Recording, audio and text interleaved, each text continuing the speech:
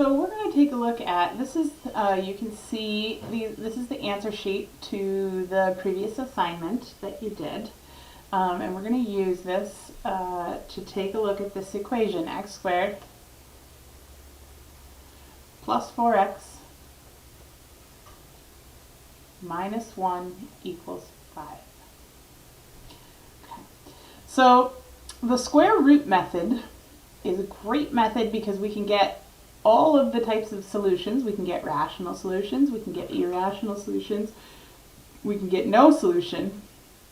But this method won't work for this equation over here because we won't be able to isolate the squared, we won't be able to isolate the variable and just have the squared variable because we have the squared variable and the unsquared variable.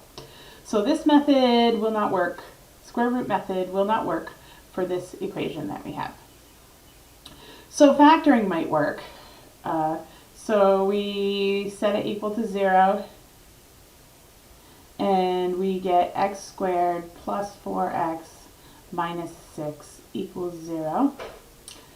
And I'm just going to do it over here because I don't have room over there. I'm going to list the factors of 6, 6 and 1, 2 and 3. And none of those subtract to get 4. So over here, restrictions, we have to be able to factor the polynomial. Well, we can't factor this polynomial. It's not factorable. It's prime. So if you can't factor it, we don't know if that's because there's no solution or if it's because there's irrational solutions.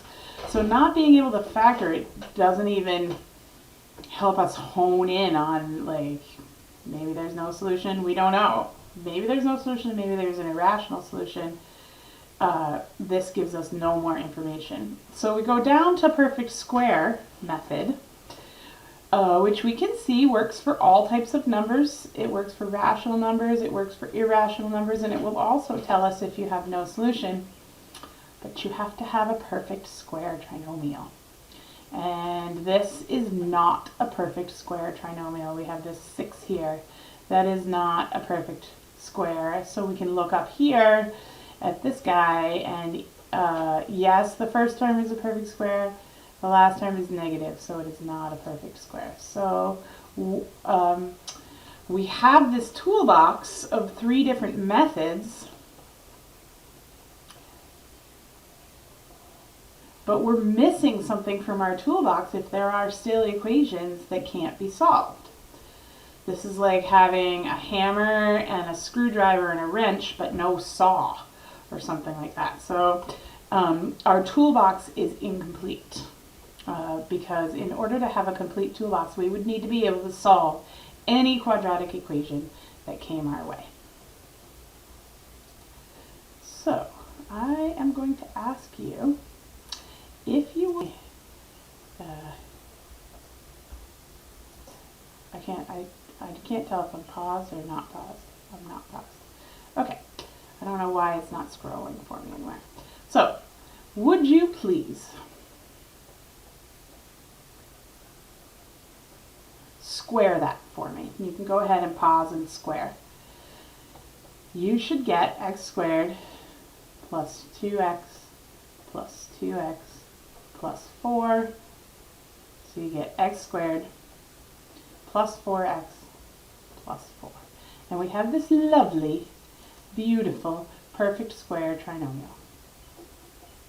Would you please pause and give me a list, or we had a nice little checklist for what makes a trinomial a perfect square. Would you please pause and get that checklist? And here it is. Perfect square trinomial. Ax squared plus bx plus c. The first term is a perfect square. The last term is a perfect square. And the middle term is 2 times the square root of the first times the square root of the last.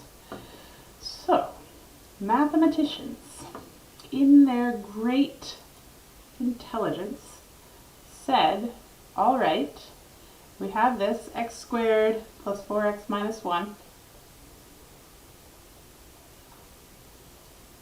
They said, okay, none of our methods work.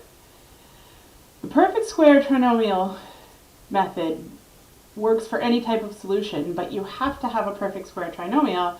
So mathematicians said, why not use algebra to force this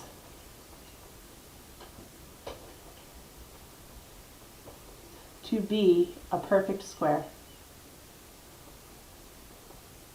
Let's just have a T, a perfect square trinomial. It's almost a perfect square trinomial. Okay, so in order for a perfect square trinomial, the first term needs to be a perfect square, x squared. The last term needs to be a perfect square, not quite. The middle term needs to be 2 times the square root of the first times the square root of the last. So let's take this, x squared plus 4x plus something. I'd like you to pause and see if you can figure out what does that something need to be to make this, what would force this to be a perfect square trinomial?